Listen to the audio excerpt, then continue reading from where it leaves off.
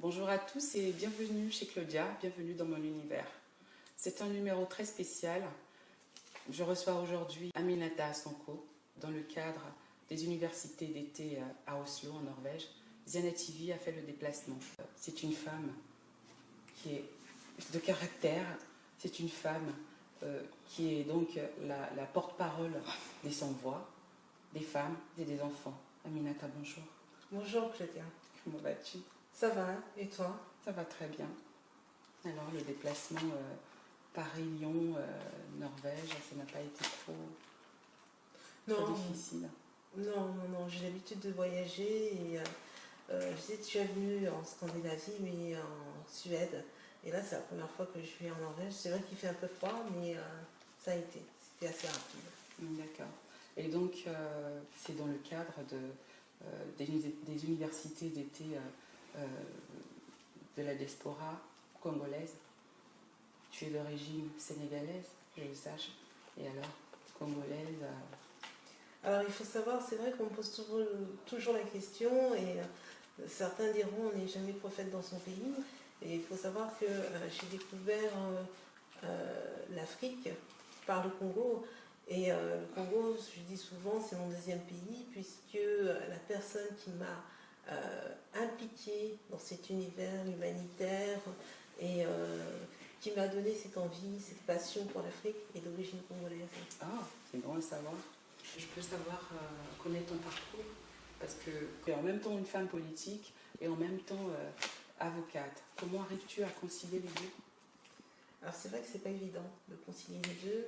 C'est vrai que j'ai fait des études assez longues puisque j'ai obtenu un doctorat et donc je suis docteur en droit international et relations internationales. Et j'exerce la profession d'avocat au barreau de Lyon depuis... j'ai prêté serment en 2011, donc ça fait à peu près 7 ans que j'exerce cette profession que j'aime beaucoup, qui me passionne. Et je pense que j'ai également été attirée par la politique parce que peut-être je n'avais pas le choix. J'ai été obligée de pousser des coups de gueule. Et finalement, le lien entre droit et politique est toujours... ça flirte en fait. Oui, ça flirte. C'est un lien qui est tendu, mais c'est un lien également très étroit. Et finalement, je n'avais pas le choix. Alors comment j'arrive à jongler les deux? C'est-à-dire que du lundi au vendredi, je suis avocat dans mon cabinet. Et puis le samedi ou dimanche, je redeviens la femme politique avec des attributions dans certains mouvements associatifs aussi, mais politiques, donc au Congo, mais aussi en Afrique de l'Ouest. Donc c'est ce qui explique en fait ta présence en Norvège. Oui. D'accord. Mariée, enfant Non, pas mariée, pas d'enfant. Alors, ma vie privée, elle existe, oui, j'ai des amis, mais disons que j'étais tellement passionnée par mes études, j'étais tellement prise aussi par mes activités associatives, humanitaires et politiques, que au début, j'en ai oublié ma vie privée. Et ça, c'est vrai, je l'avoue. Non, c'est pas quelque chose que je regrette, c'est quelque chose qui me plaît encore. Mais c'est vrai que je commence à approcher la quarantaine et je me dis que peut-être il serait grand temps que que je me mette en couple et que j'essaie d'avoir au moins un enfant. Ben, j'espère que c'est pas trop tard. Non, il est jamais trop tard. Ah ben tant mieux. Alors aujourd'hui, quelle est l'affaire qui t'a plus marqué dans ton exercice, dans tes fonctions d'avocate? Alors il y en a plusieurs, mais je dirais que celle qui m'a le plus marquée, c'est celle d'il y a 2 ans.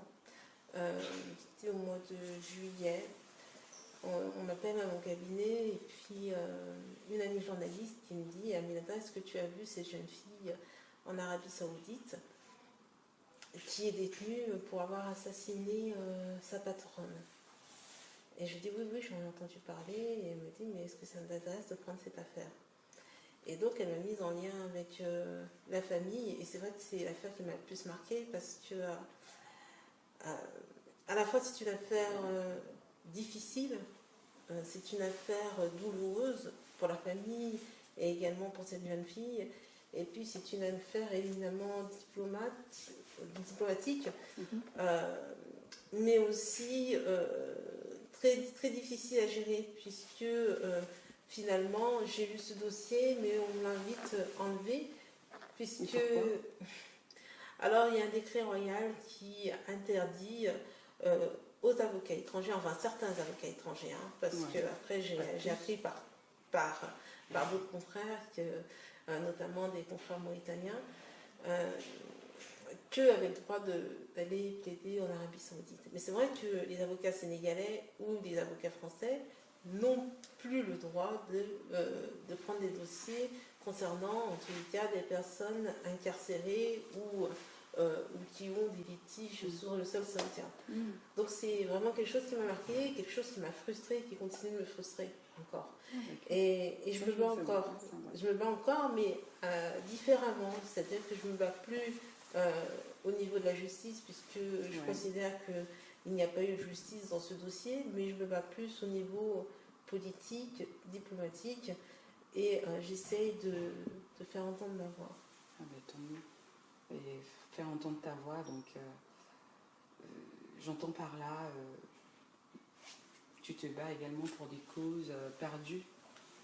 Oui, souvent. Souvent, et l'affaire que tu as gagnée, l'affaire qui a peut-être fait parler de toi au niveau de Lyon. Alors, c'est vrai qu'il y a une affaire qui a fait parler de moi et qui a défrayé la chronique, c'était un dossier que j'ai eu, alors c'était au tout début de ma carrière, contre David Hallyday. Voilà. David Hallyday. Oui, c'était une histoire de plagiat. Ah ouais. Voilà. Donc j'ai eu ce dossier et finalement, oui, j'ai fait la une des médias pendant longtemps et ça a boosté mon cabinet. À Lyon ? Oui, à Lyon. Et donc c'est toujours une affaire qui est en cours. Voilà. Mais oui, j'ai gagné d'autres affaires, alors plus ou moins médiatisées ou différentes. Mais voilà, c'est vraiment ces deux dossiers, le dossier saoudien et puis le dossier concernant cette personnalité qui m'ont le plus marqué. D'accord, donc venir à Oslo, rencontrer la diaspora congolaise, qu'est-ce que tu en penses ? Alors, c'est vrai que j'ai hésité, non pas parce que je ne me sens pas congolaise ou que je ne me sens pas concernée, j'ai hésité, c'était plus par rapport à mon calendrier. Et j'ai longuement hésité à venir. Et voilà, c'est toujours difficile. Tout à l'heure, tu me posais la question de savoir comment je gérais mon emploi du temps. J'ai de plus en plus de dossiers, je suis de plus en plus sollicitée. Récemment, j'ai eu un dossier concernant une femme sénégalaise qui était séquestrée, je dirais, par sa belle famille. Alors ça, c'est un dossier que j'ai gagné. Et voilà, c'est un dossier que j'ai gagné. Et c'est vrai que finalement, j'ai pas pris de vacances. Et quand vous avez des dossiers comme ça, du jour au lendemain, c'est une profession qui est difficile parce que du jour au lendemain, on peut vous appeler. Et c'est vrai que je défends souvent, je ne dirais pas des causes perdues, mais les personnes, quand elles m'appellent, elles sont souvent désespérées. Ouais, elles sont désespérées et puis elles m'appellent, me disent j'ai entendu parler de vous. Souvent, c'est des compatriotes, des Sénégalais, des Africains. J'ai entendu parler de vous, aidez-moi. Et quand c'est comme ça, c'est vrai que j'y vais. Je ne regarde pas mon emploi du temps et quitte à pas prendre de vacances. Et c'est ce qui explique aujourd'hui ta venue à Oslo. Oslo. Et alors, qu'est-ce que tu as retenu de ce séminaire, de cette discussion ? Beaucoup de choses. Et j'ai surtout retenu la différence d'approche qu'ont les Scandinaves avec nous, les francophones. Ouais. C'est-à-dire que la politique chez eux, ils aiment en parler et en même temps ils n'aiment pas en parler. C'est-à-dire que c'est quelque chose de privé, qui reste dans un cadre privé. Et là, moi j'avais peur que ça tourne autour de la politique. Parce que quand on parle du Congo, on parle souvent des politiques, on va critiquer Sassou Nguesso, etc.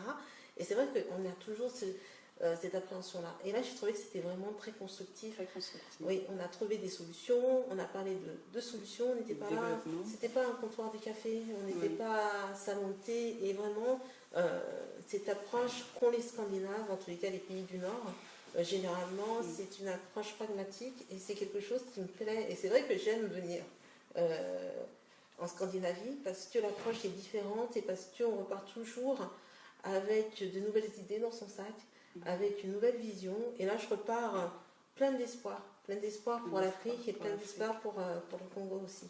Alors au jour d'aujourd'hui, qu'as-tu déjà réalisé au niveau donc, de ton pays d'origine, le Sénégal? Au village de mon père, je me suis mise à construire une école.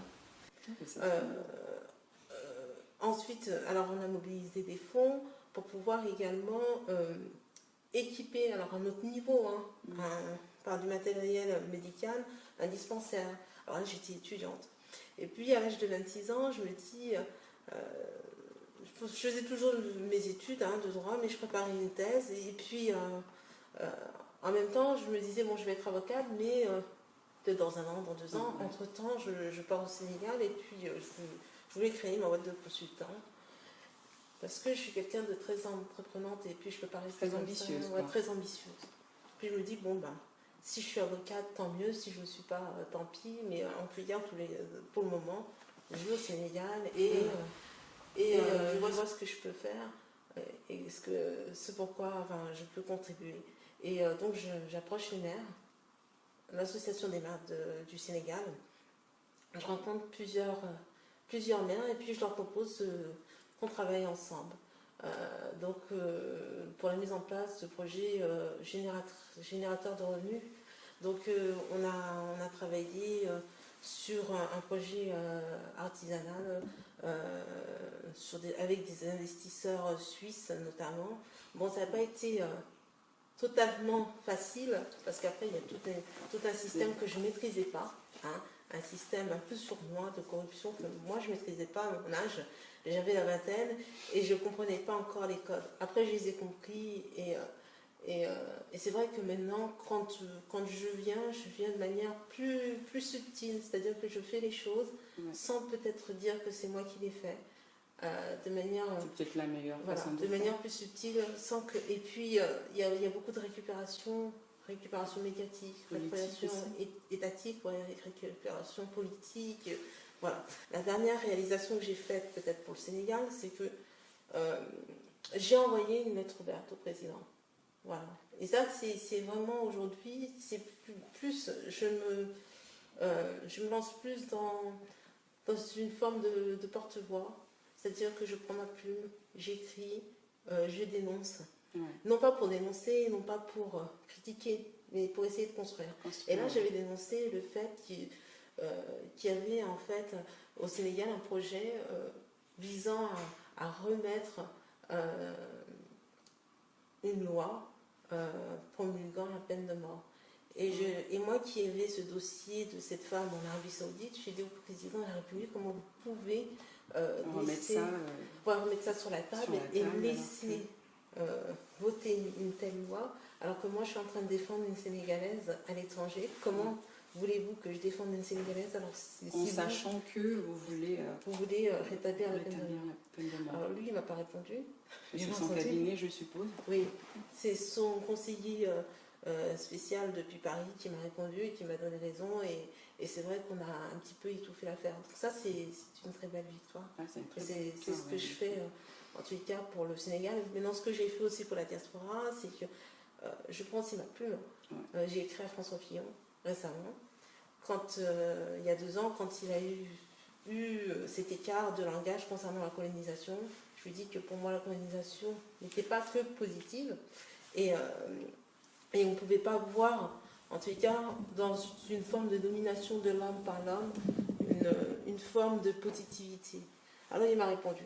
Il m'a répondu personnellement, en s'excusant et en me disant que pour lui, la France qu'il aimait était fraternelle et plurielle. Donc ça, c'est des victoires qui sont subtiles, peut-être, qui font peut-être parler de moi aussi, quelque part. Mais le but, c'est pas ça. Le but, c'est d'agir et d'agir de manière pragmatique. Et pas pour laisser un nom, pas pour... voilà. Et donc, j'agis comme ça. Quand il y a des choses qui ne me plaisent pas, je prends ma plume et j'écris. D'accord. Alors, que penses-tu, par exemple, de l'attitude de la France par rapport à l'Aquarius? Il y a une double responsabilité. Il y a la responsabilité, tout d'abord, des chefs d'État africains. Alors, c'est vrai que souvent les gens me disent, mais pourquoi on pointe toujours du doigt les dirigeants africains? Mais oui, parce que les premiers responsables, les pères de la nation africaine, ce sont les chefs d'État. Quand un père voit son fils prendre un bateau, prendre une pirogue et venir, il doit se poser les véritables questions. Pourquoi? Ouais. Et qu'est-ce que je fais? Mais je n'ai entendu encore aujourd'hui aucun chef d'État s'étonner, s'émouvoir ou chercher des solutions. Une des premières solutions, c'est de s'occuper de sa jeunesse. Tout à fait, oui. C'est de financer des projets. C'est de financer des formations. La double responsabilité, elle est également du côté européen. Européen? Oui. Quand vous avez un bateau qui arrive comme ça, la première des choses, c'est de l'accueillir. On est d'accord, oui, là-dessus. Mais en même temps, c'est très compliqué parce que en même temps, je ne peux pas en vouloir, par exemple, au président Macron de dire, bon, ben, écoutez, si j'accueille 650 migrants qui arrivent, peut-être que demain, il y en a 300 qui vont venir, peut-être qu'il y en a 1000 qui vont venir. Et c'est à chaque fois un appel d'air. C'est pas qu'ils ne veulent pas accueillir, c'est qu'ils ne veulent plus accueillir. Ils ne veulent plus accueillir pour ne pas susciter un appel d'air. Et donc, il y a cette double responsabilité. Oui, j'arrive à le comprendre, parce que je me dis qu'il ne faut pas susciter un appel d'air et que de toute façon, si ces jeunes-là prennent ces pirogues, les premiers responsables... Voilà, les premiers responsables, c'est les dirigeants. C'est les dirigeants, voilà. Et c'est pas l'Europe. C'est pas l'Europe. Alors on va nous dire, oui, mais ils pillent nos ressources. Peut-être, oui. Mais si on avait les dirigeants que nous méritons, ils ne pilleraient pas nos ressources. L'Afrique, à un moment donné, il y a eu des périodes où il y a des dirigeants en Afrique, alors je ne vais pas citer certains dirigeants, mais il y en a certains qui ont été contre les FRC, mais qui étaient très, très bons. Il y en a d'autres également. Moi, j'ai vu des dirigeants en Afrique qui aimaient leur pays. Regardez actuellement, je ne vais pas parler de ceux qui sont morts, mais je ne vais pas parler de Sankara, mais je vais parler par exemple de Paul Kagame. On peut tout dire sur Paul Kagame. On peut dire que c'est un dictateur, on peut le traiter de tous les mots, mais il y a très peu de Rwandais qui prennent les pirogues. Mais il faut également que nous nous réveillons. Si à chaque fois on nous dit, bon, bah, c'est la faute des Européens, parce qu'ils nous pillent, c'est la faute de telle ou telle personne, c'est la faute des multinationales, à quel moment nous, on va se prendre en charge? Il faut qu'à un moment donné, nous nous prenions en charge. Et que, oui, peut-être qu'ils nous pillent, mais il faut aussi qu'on refuse. Si on s'organise et qu'on se dit, je refuse, et qu'il y a non pas un président qui va dire, bon, ben moi je refuse aujourd'hui, mais si les 55 États étaient solidaires aujourd'hui, on ne serait pas dans une telle dérive. Et c'est à nous de nous prendre en charge. Et c'est à nous aujourd'hui de nous dire, mais plus jamais ça. Donc, d'où le rôle de la diaspora, par exemple. D'où le rôle de la diaspora, c'est-à-dire que les personnes qui sont ici, qui sont intégrées aujourd'hui, doivent pouvoir s'organiser. Je disais tout à l'heure qu'il n'y a pas d'État-providence. L'État aujourd'hui, ça n'existe plus. Ça n'existe plus, même pas en Europe. Donc, on ne peut pas attendre tout des chefs d'État. On voit leur capacité ou leur incapacité ou leur irresponsabilité. Alors, c'est vrai que c'est un peu fort, hein. Ou leur incompétence, je ne sais pas comment il faut l'appeler, et bien organisons-nous. Voilà. Vous ne pouvez pas vous occuper de votre jeunesse, et bien nous allons nous organiser. Nous allons créer des agences, nous allons financer des agences. Il faut savoir que la diaspora a une manne d'argent aujourd'hui entre ses mains. Il y a du potentiel. Il y a du potentiel. Donc il suffit de s'organiser et de dire, bon, ben, cette année, en 2018, on a un projet qui va coûter peut-être, 5 millions de francs CFA.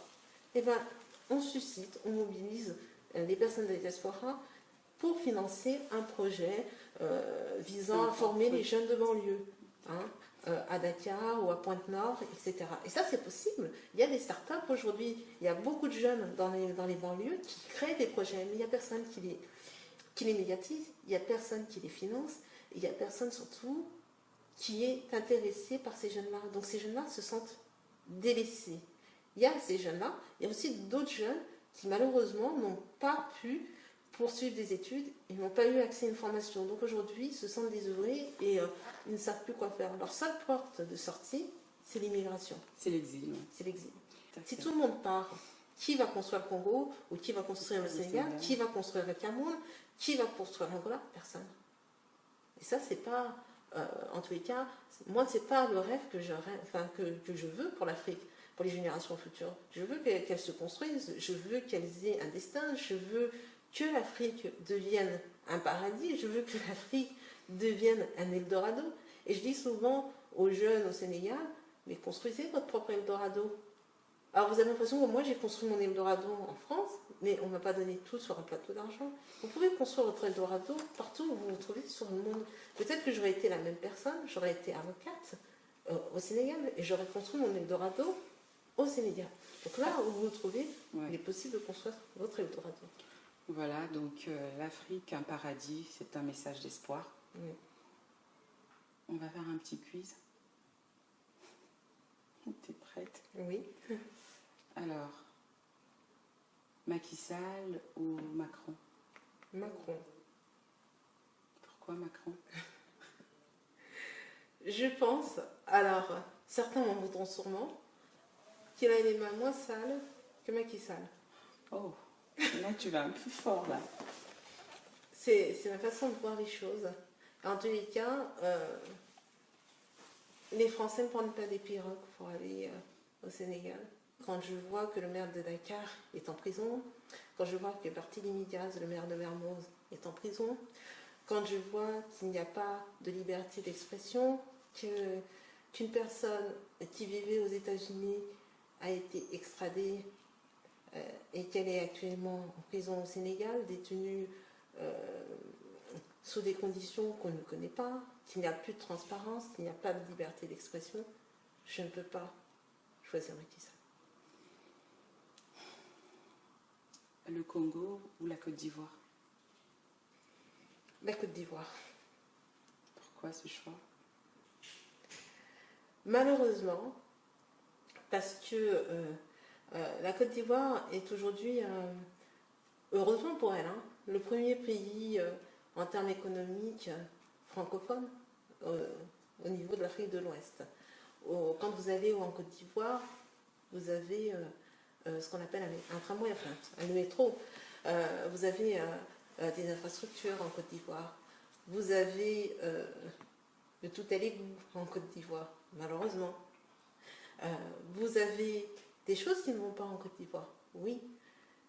Mais je pense qu'aujourd'hui, structurellement, étatiquement, peut-être même démocratiquement, puisqu'aujourd'hui le président Alassane Ouattara a dit qu'il n'allait pas se représenter à sa propre succession, il y a de belles potentialités, en tous les cas, et la Côte d'Ivoire, aujourd'hui, attire beaucoup d'investisseurs et peut-être est une belle opportunité pour l'Afrique de l'Ouest francophone. Voilà. Terminé. T'as quelque chose de particulier, un message à adresser? Oui, j'ai un message à adresser à tous ceux qui nous regardent. Alors c'est vrai que vous avez dit que j'étais souvent le porte-voix des plus jeunes, des plus faibles. Alors je vais vous dire une chose, peut-être que ça ne va pas vous faire plaisir. Arrêtez de prendre des pirogues. L'argent que vous payez, parce que je sais que vous payez, l'argent que vous payez, 1500 euros, 2000 euros, 3000 euros. Oui, pour la traversée. Pour la traversée. Prenez cet argent. Payez une formation. Investissez sur vous-même. Investissez sur vos petits frères, peut-être. Et vous verrez que vous aurez un retour sur investissement multiplié par 10. Plutôt que de venir en Europe et de penser que ici c'est l'Eldorado. Parce que ici vous allez peut-être galérer pendant 15 ans. Et au bout des 15 ans, c'est même pas sûr que vous ayez un titre de séjour. Donc, ne voyez pas la France, la Scandinavie, en tout cas l'Europe, comme un Eldorado. Voyez l'Afrique comme un Eldorado. Et on ne parle jamais des Français qui vont en Afrique. Il y a de plus en plus de Français qui vont en Afrique. Moi, j'en connais beaucoup. Donc des Français, soit d'origine immigrée, donc africaine, soit des Français de souche, ce qu'on appelle les Français de souche, les Français caucasiens, qui partent en Afrique. Et c'est malheureusement, je suis désolée, pas forcément à eux de construire l'Afrique. L'Afrique ne pourra se construire qu'avec ses enfants. Donc c'est à vous de construire l'Afrique. Et donc c'est le message que je veux lancer aujourd'hui. Arrêtez de prendre ces bateaux, arrêtez de prendre ces pirogues. Voilà, parce que vous êtes victime d'une escroquerie organisée à grande échelle. Voilà, c'est le mot de la fin de Aminata Sonko. Mesdames, Messieurs, merci de nous avoir suivis.